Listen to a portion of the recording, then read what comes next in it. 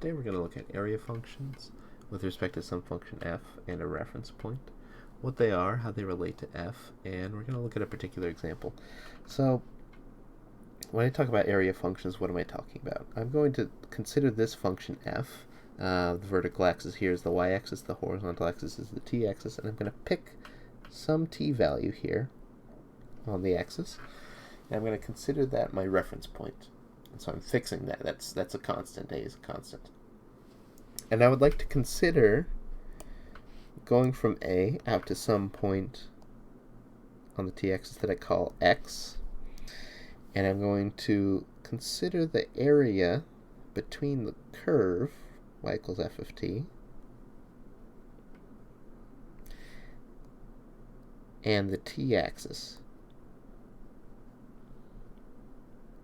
Except when I say area, I want to actually attach a sign to that. I want to think of that as signed area.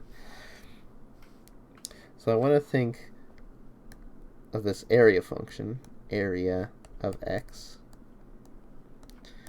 as the signed area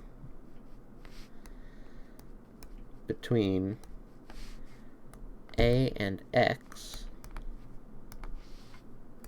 horizontally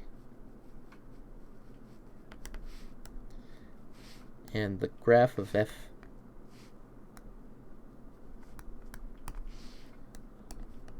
and the t-axis vertically.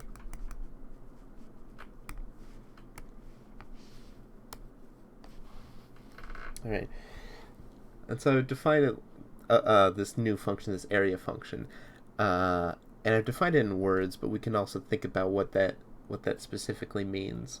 And I say signed area. I want to consider, if we consider starting at A and then moving to the right, this area that's below the t-axis, I want to think of that as negative because the function is below the t-axis, and I want to think of the area above the t-axis as positive. So it's positive area. And that's what I mean by signed area. That word signed means I'm attaching a negative sign or a positive sign depending on where the function is with respect to the t-axis. So this part that I'm coloring in magenta, I want to think of that as negative area. Right, and then the rest of it is positive. Right? And so I want to look at a particular example. We've sort of roughly defined what this area function is, but I want to think of a particular example, and so I'm going to consider this function f of t equals t squared minus 4t. So I'm going to scroll this as well. I'll see f of t equals t squared minus 4t, and I've picked a particular reference point, a equals 2. That's my reference point here. And so you can see if I move x in the top left here, I can move x from left to right, and I have different areas as labeled below the curve. And so if I keep x at 2, let's put x at 2, then the area is 0 because I'm just looking at a sliver below, but between the t-axis and the curve, just that single one-dimensional sliver. The area is 0. And I can consider moving x to the right. And if I move x to the right, well, what should we see? Well, as we were just talking about this being a signed area function, if I move x to the right of 2, then the fact that the function lies below the horizontal axis means that I should be accruing at the start here, I should be accruing negative area. You can see that is labeled below, right? The area in green there is I'm considering that negative area. And so you can see I'm accruing negative area all the way until x reaches about 4, right? But then past that, you'll see that the area function starts to become less negative and then becomes positive eventually. So if I keep moving x to the right, you'll see that I get less and less negative areas, signed areas. And at some point, the area actually becomes positive and then keeps growing more and more positive.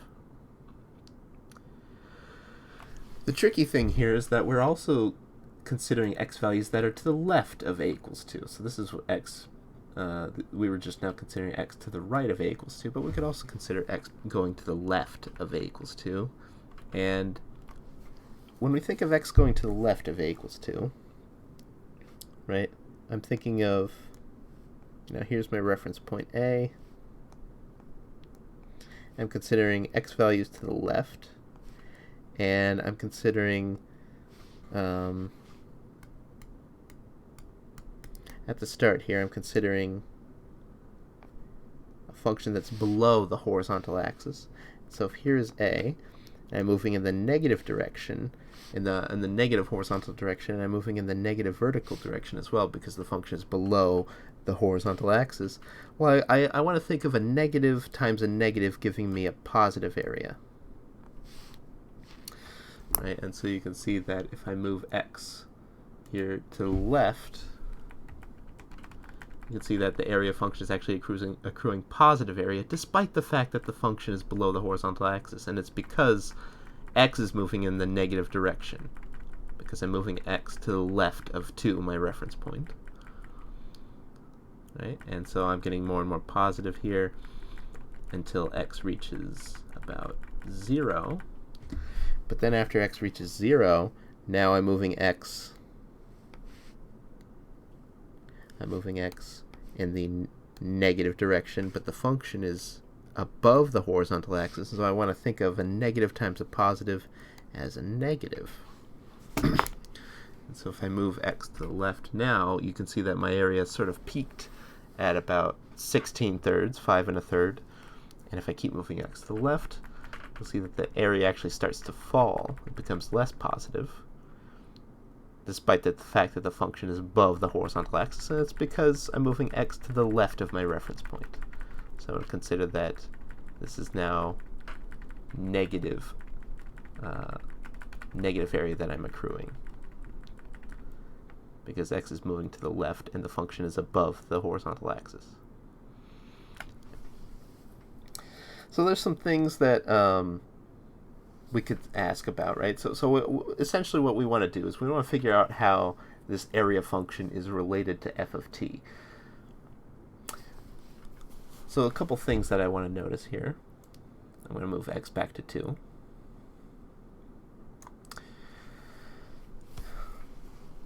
Right? When I move x to the right, the larger the function is in magnitude, so at the start here, the function has magnitude, at x equals 2, the function has magnitude negative 4, essentially.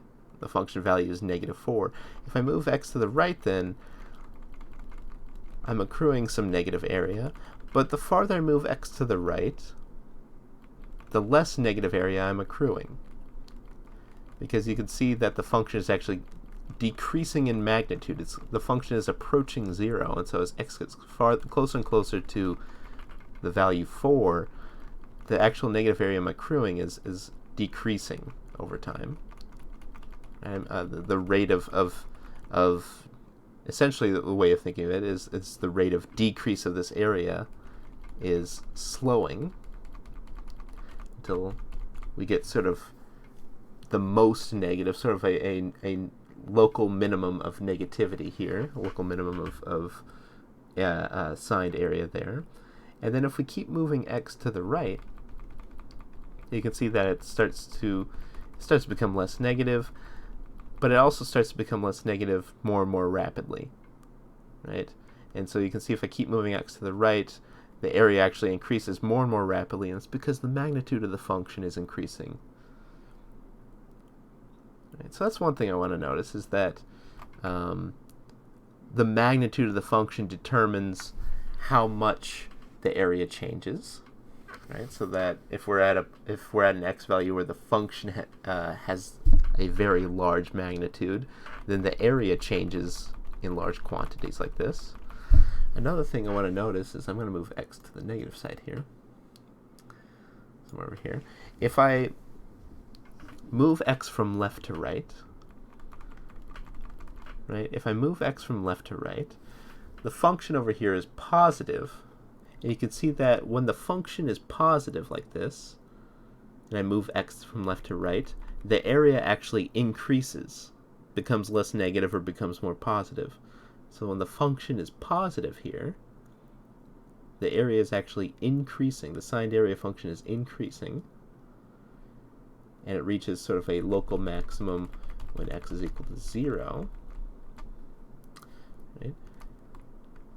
And then when the area function, or when the function f is below the horizontal axis like this, the area function starts decreasing again as I move x from left to right. And so when the function is below the horizontal axis and I move x from left to right, the area function decreases. And if I move x from left to right, once again here, because the function is above the horizontal axis, the area function is going to increase again. And so that's some things to write down, I suppose. So 1, when x moves from left to right,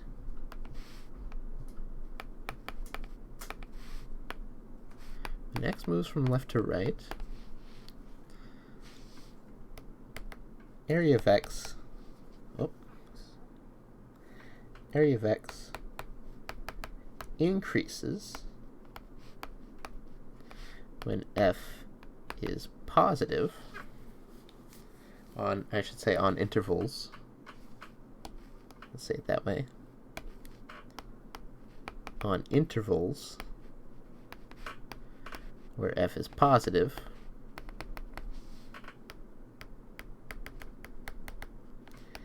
and decreases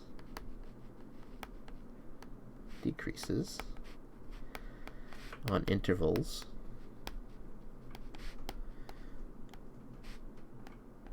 where f is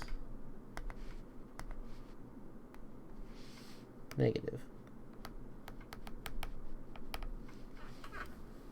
So that was the second thing I said, but the first thing I said was that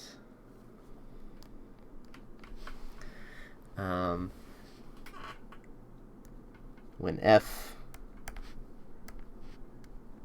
is large in magnitude,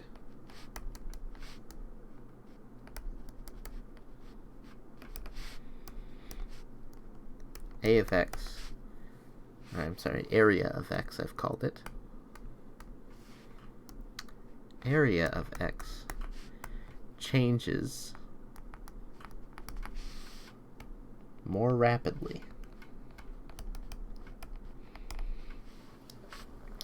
So these two things put together, in addition to the fact that I said that at x equals 0 here, it seemed like we had a local maximum of area. And this is where f, the original function f, changes from positive to negative. And at x is equal to 4 here, we seem to have a local minimum of this area function, which is where f changes from negative to positive. So it seems like the relationship between the area function and this original function f, so that's something to wonder, is, again, we need to be thinking about this. So the question is, how is area of x related to f of x? Well, based on the things that we wrote up above, it's not far-fetched to say that it's like the relationship between a function and its derivative. That area of x seems to be treat f as its derivative. When f is positive, area of x is increasing, and when f is negative, area of x is decreasing. And then that the magnitude of the function, if we thought of f as the derivative of area, if the derivative is large in magnitude, area is changing more rapidly. The rate of change is actually greater. And so what we're going to conclude here is it can be shown, at least, we didn't show it, but it can be shown that the derivative of area with respect to x is the original function f of x. Right, so that's the relationship between f and the area. I would also like to consider perhaps different reference points. So here we considered the reference point a equals 2, but perhaps we could consider a different reference point, say moving a to 0, and considering how that changes things. All right. And so here, if the reference point is equals 0, we move x to the right, we get negative area here. As we move x farther and farther to the right, we get more and more negative areas until x reaches 4. And then from that point onward, we get positive areas canceling out the negative areas below the horizontal axis. And if we move x to the left, right, moving x in the negative direction, but f is positive, means that we get negative area. Okay. So one question I want to ask here, and so this I've labeled as area sub 0, and the other function we're considering is area sub 2, as labeled here, right, where my reference point is 0 or my reference point is 2. Another question I want to consider is, how is area sub 0 of x related to area sub 2 of x? Right, how are those two functions related? And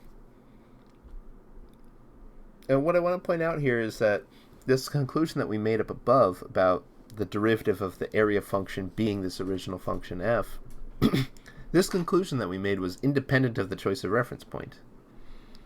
And so we know then that area sub 0 of x, if we take its derivative, area prime of x, this is f,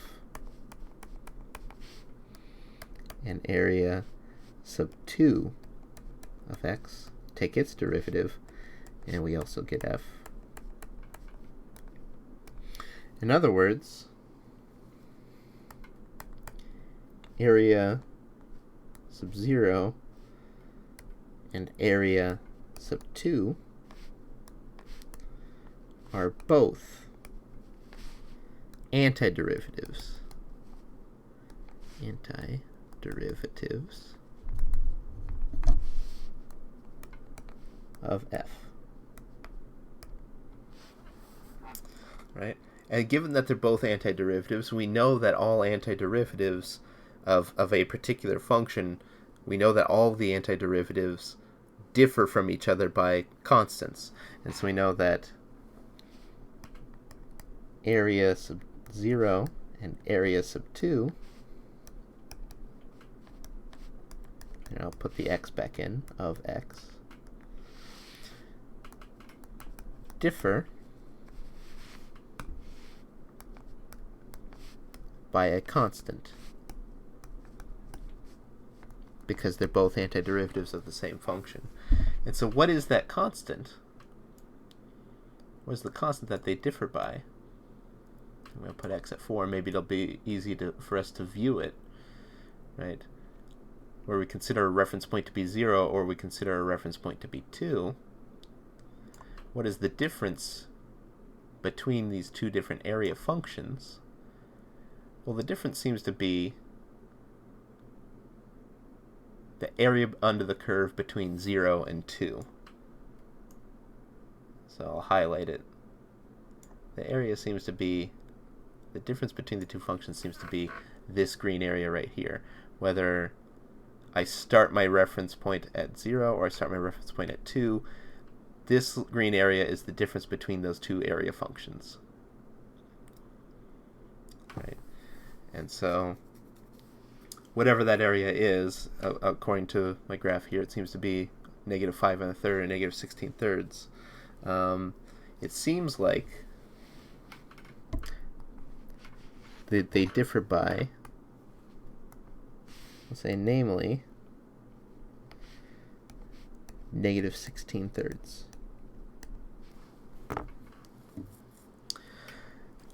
We could also consider a different notation here. And so one thing I would be remiss not to mention is that area sub 2 of x, the function that we get by considering this signed area under the curve y equals f of t, this area we have a particular notation for. This area we could write as the integral from 2 to x of f of t dt. That is another notation for it, the same quantity. And so there's a particular definition to that using Riemann sums that for this purpose, for our purposes, we have omitted, but we could define it more rigorously than this. But this is essentially what it is. We're considering the signed area between the curve and the horizontal axis from 2 to x.